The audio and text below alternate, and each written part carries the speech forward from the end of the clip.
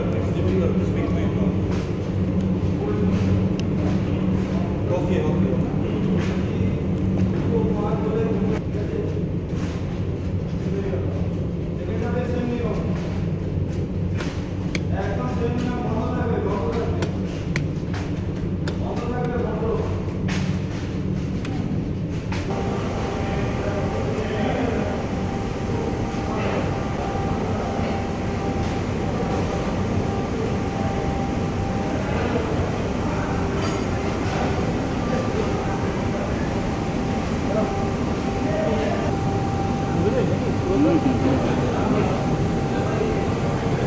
লাইনে নামা যাবে না, নামতে তো হবে।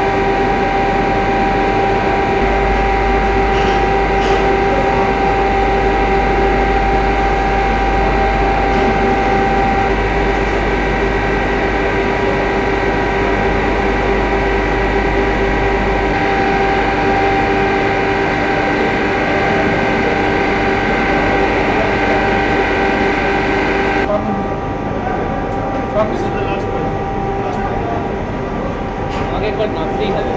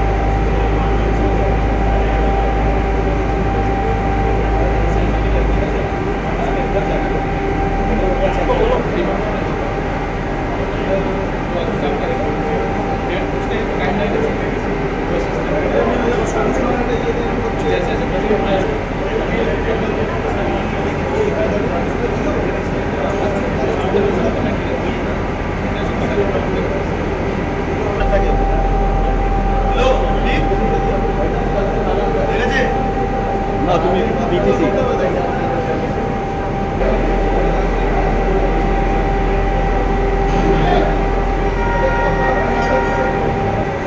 तुम दोनों बाहर आ जाओ।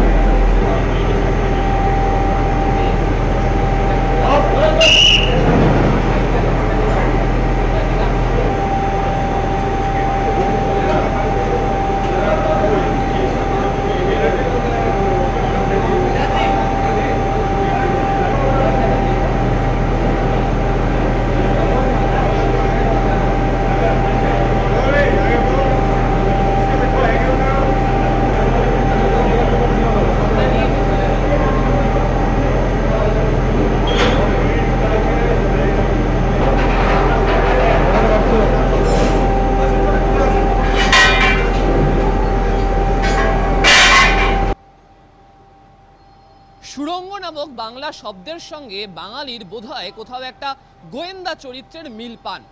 বিশেষ করে সুড়ঙ্গ নিয়ে বাঙালির নানা ধরনের চিন্তা ভাবনাও রয়েছে।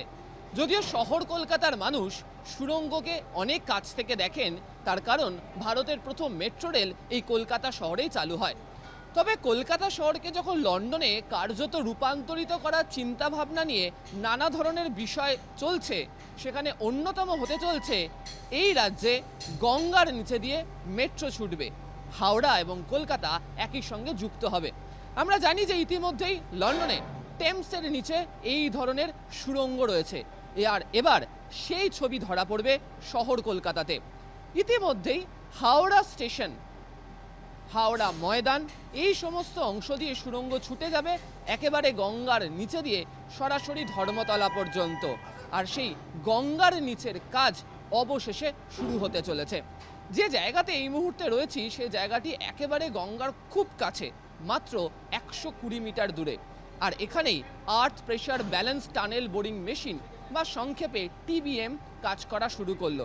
একেবারেই সুড়ঙ্গ খোঁড়ার জন্য যে মাটি, সেই মাটি খুঁড়তে খুঁড়তে এগিয়ে যাবে টানেল বোরিং মেশিন এবং আর 120 মিটার দূরত্বে গিয়ে তা পৌঁছে যাবে একেবারে গঙ্গার নিচে। আর গঙ্গার নিচে খুব কম করে অঙ্কের হিসাবে 75 দিন কাজ চলবে, তারপর সুড়ঙ্গ পৌঁছে যাবে একেবারে কলকাতা পর্যন্ত। আর এই বিশাল কর্মযজ্ঞ চালানোর জন্যই বিভিন্ন শিফটে একাধিক ইঞ্জিনিয়ার, টানেল বোরিং মেশিনের যারা বিশেষজ্ঞ তাদেরকে নিয়োগ করা হয়েছে, যাতে অতি দ্রুত গঙ্গার নিচের এই টানেল তৈরির কাজ সম্পন্ন করতে পারা যায়।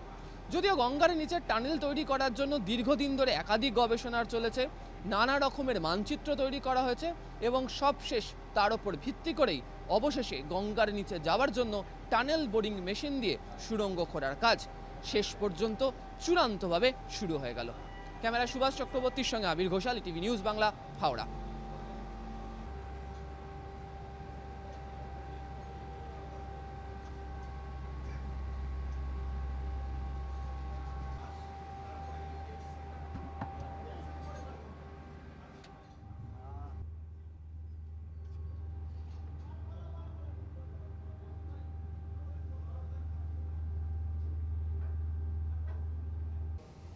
ফাঁকা সুড়ঙ্গ, যদিও সুড়ঙ্গের যে অংশে দাঁড়িয়ে রয়েছি মাথার ওপরে হচ্ছে ঐতিহ্যবাহী হাওড়া স্টেশন। হাওড়া স্টেশনের DRM বিল্ডিং, 14-15 নম্বর প্ল্যাটফর্ম। হয়তো এই মুহূর্তে আমার মাথার ওপরের অংশ দিয়ে দ্রুত গতিতে একাধিক ট্রেন হাওড়া স্টেশন ছেড়ে যাচ্ছে বা হাওড়া স্টেশনে আসছে। যদিও মাটির তলায় থেকে সুড়ঙ্গে সেটা বোঝার কোনো রকম ব্যবস্থা নেই।